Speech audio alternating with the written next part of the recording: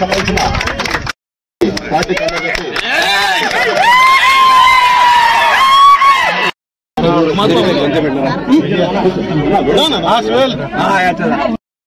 అన్నగారి కొంచెం లోపల ఉన్నారు. ఇక్కడ తెలుగుదేశం పార్టీలోకి సాధారణంగా ఆహ్వానిస్తున్నారు.